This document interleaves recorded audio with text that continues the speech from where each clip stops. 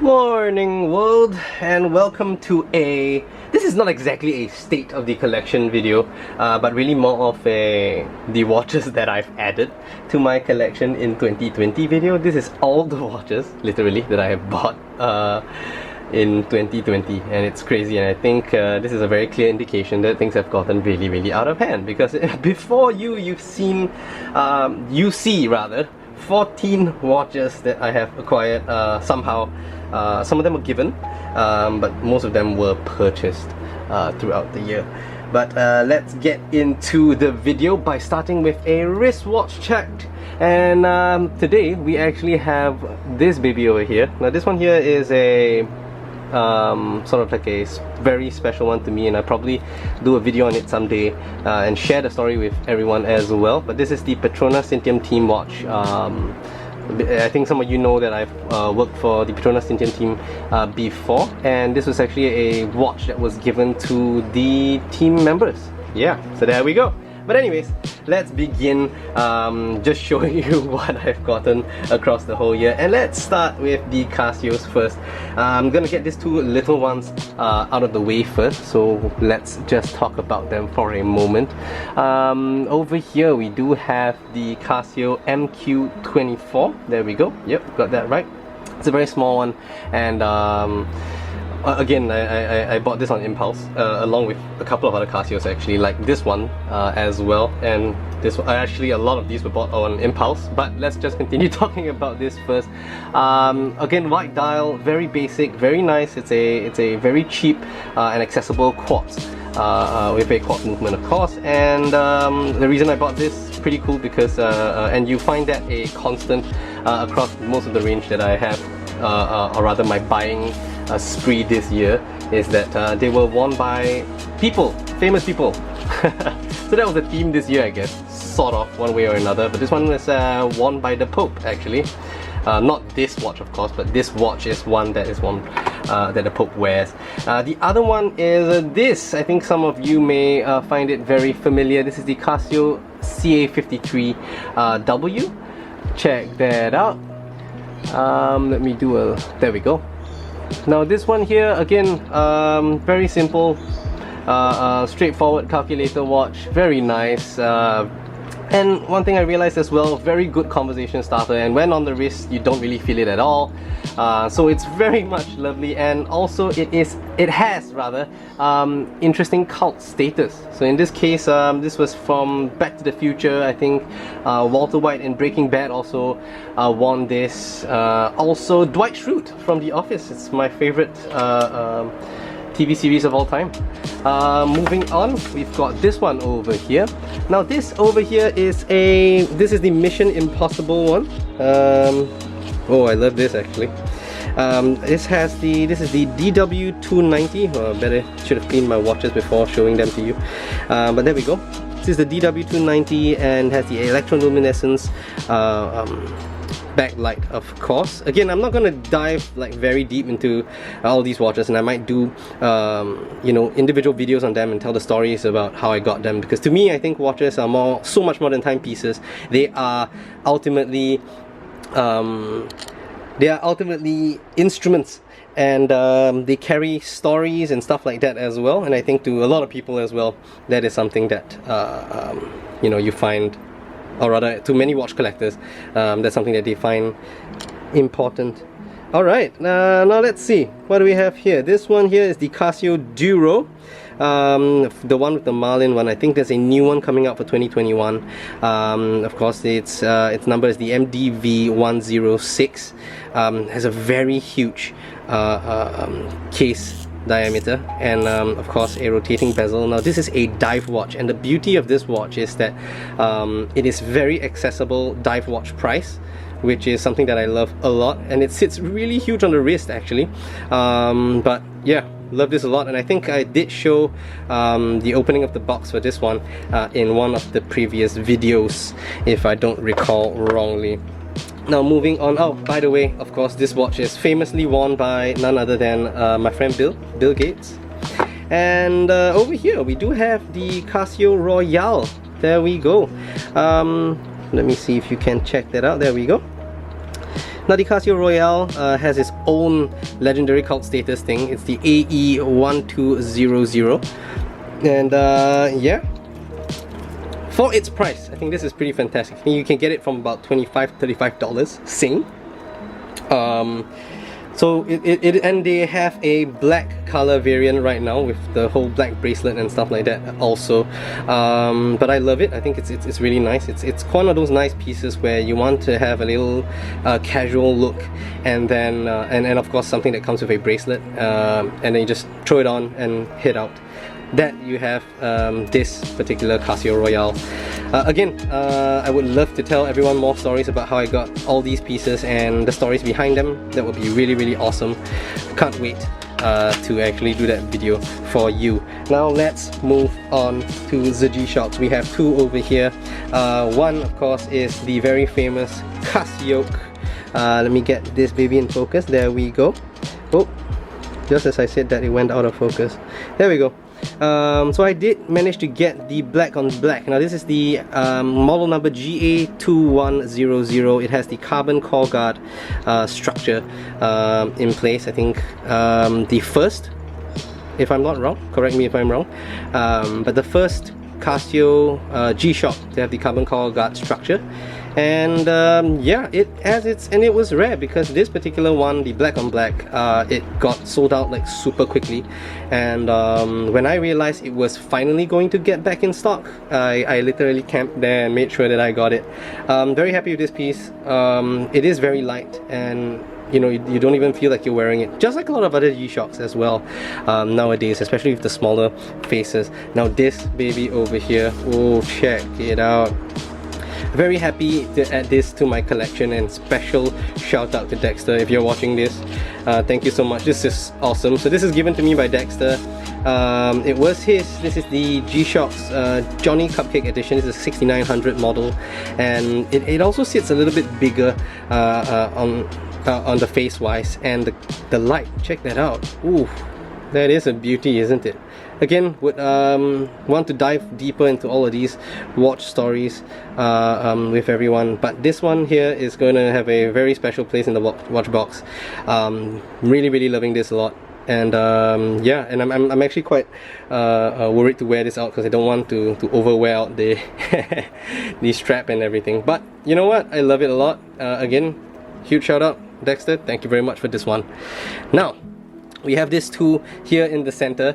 Now the one here on top is an homage watch. This one here is the Parnis Submariner, and what I have here is the full blackout version. So again, it is an homage to the Rolex Submariner. Again, it feels a little bit clanky. I mean, ultimately it is a Chinese built watch, but it does have a very close look to what it's going for as an homage watch, and this was, I think, my first homage watch as well. Yeah, and I'm loving the black on black and this matte black bezel as well. Clicks are very nice, and yeah, so I do throw it on the weekends from time to time. Love this one. Now over here, this one I got a little bit crazy, and I went to buy this because I watched the show The Aquatic Life of Steve Zissou. This one here is a Vostok Amphibia. It is a Russian watch, and of course it was worn by the character in, of course, The Aquatic Life of Steve Zissou. Do catch that one though. It's actually quite a fun movie to watch, but I love the Russian engravings at the back. It is a Russian watch through and through, to be very frank. You have a bi-directional bezel with no clicks, and I believe you can actually pull out the crown into 3 different settings, but I can never get it to the 3rd setting, which sets the date. I don't know if that's a problem that only I face, but you know, all in all, it is a watch that I do love quite a fair bit. It sits very nicely on the wrist with of course, this red and black coloring on the bezel itself as well. Now, putting that down, we do have another very small faced watch over here, and this one is it's something a little bit special because when I started researching into certain watch brands, I came across HMT, which is an Indian brand. There's a lot of story that goes behind this one, which is pretty cool. And this one here is a HMT Devanagari edition of the Janata, if I'm not wrong, if I don't recall wrongly. There's a little scratch on the... oh, you see that? That's a little bit of an ouch, isn't it? But they have given me replacement crystals actually, and they sent that in with the watch. Special shout out, I don't know if he would ever watch this, but I do have a watch guy that sells me, that can give me HMT watches in India. So if you ever watch this, Zubair, thank you so much for helping me get this at a not crazy price. And I say that because you have Frankenstein HMTs on eBay that are going for insane prices, and yeah, it is a really nice watch, and also included was also a different strap that I could actually change the strap out of. So this is really awesome, really love it. And again, I'll go into the story of how I got this and top tips if you want to get an HMT as well in another video someday soon. Okay, and now moving on, we do have a Timex here. This one is a Timex NASA collaboration. I like this one a lot because, you know, I was really looking out and hunting for the G-Shock 5600 collaboration with NASA, and I completely missed the pre-order, and I got very angry at myself. And then I realized that there was this model that Timex actually did, which is really pretty nice as well. You know, it comes in two colors, a white one like this and a blue one as well. And of course I think the white one is the one that I'd naturally go for because it's more reminiscent of the spacesuits that the astronauts wear. Let me just put it into the dark side here so that you can see the Indiglo. Check that out, yo! But yeah, ultimately very happy with this piece. Hunted it down and managed to find it at one of the local watch stores. I believe it was a H2 Hub here in Singapore. So yeah, thank you H2 Hub for still stocking it whilst I'm looking for it. Alright, moving on, we're coming to our last three pieces that I actually got for the year. This was kind of like last three watches that I've got. Now over here we do have an Arctic Grey beauty from a company called RZE Watches, and they actually put out a Kickstarter page for this one. I believe it is a Singaporean company actually, so that is pretty cool. But loving this a lot actually. Once I've gotten it, it was my daily for a bit. You know, I had to test it out and stuff like that, and it was very hardy. It feels very hardy on the wrist. It's not was very hardy, but it feels very hardy on the wrist, and I just love this titanium feel throughout like the whole watch, throughout the case rather. It's fantastic, really love it a lot. And yeah, and I think as a Kickstarter backer, I managed to get the parachute strap along with it as well, but I'd love it to stick on this particular leather strap. And yeah, it sits really awesome, really like it a lot. And you might wonder why on the face it does say another name. It says Riser over here, and that's because before, or rather while they were running the campaign, throughout and after the campaign, they actually had a rebrand into RZE Watches. So if you want to check them out, it is RZE Watches. I'm going to leave that link in the description below. Also RZE, if you're watching, hit me up. We'd love to showcase more of your watches as well. Now let's come to the last two watches here on the list. This one here is, I think, one of my grails for a while now, and I'm incredibly happy to have gotten it. Okay, it's not moving of course because I haven't wound it and shaked it up, but here we have the Tudor Black Bay Watches for Good edition. Now, if you do not know what it is, there are small colors here on the bottom that reflects the corporate colors, and it is numbered on the back as well. But I want to talk more about this watch in a future video, if interested. But this is something that, you know, it's so awesome. Check it out, the BB58. Wow. Yeah. This was a lot in the making as well, and just so happy to have gotten it. And it looks beautiful, like super beautiful. It's kind of like my first grail watch level kind of watch. I don't know if most people would understand what I'm talking about. Anyways, and we're coming to the last watch that I've gotten for the year. Over here I do have a Nezumi Corbeau, or Corbeau, depends on how you'd like to pronounce it. It is a Swedish company. and what you have here is a mecha quartz movement on the inside. You have a chronograph and of course the dial as well. Speaking of dials, I tell you, going back to the Tudor, it is a or rather the rotating bezel that clicks. I mean, it's so satisfying. I'm just gonna show you for a bit first before I continue with the Nezumi. Oh, check that out. Yeah, I never get tired of that though. Alright, and of course, back to the Nezumi. It is a beautiful watch actually, very well designed, feels very light, comes on this burnt gold NATO strap that I've chosen. And what's more, I actually requested for some stickers that I could stick on my car, and thank you the Nezumi team for obliging actually. So I do have Nezumi stickers on my car as well as the Roughneck Brigade sticker on the interior of the car. Special shout out to David for making that happen.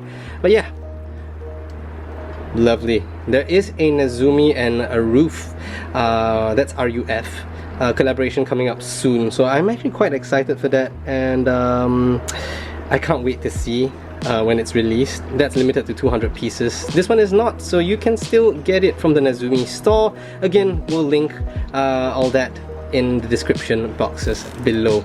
But all in all, thank you so much for sitting through my addition to my watch collection in 2020 video. I have all these watches here, and tell me, which one do you like the best? And I do understand that my lighting setup is a little bit flawed because I do have light sources coming in from both ends here, and I have none coming in from the top, which is why I think it's so difficult and you see the shadows. But as we go on, I think I will definitely find more improvements to the setup to make it better and more watchable for you. But watchable, I said it. Did you hear it? Alright, thank you so much for watching this little episode here. Do leave a comment below, let me know which is your favorite watch out of this whole bunch here. What are you looking forward to get in 2021? And if you would like to share what did you get this year in 2020. It has been a crazy year, but I'm so glad that I've managed to secure some of these pieces here. Meanwhile, thank you for watching.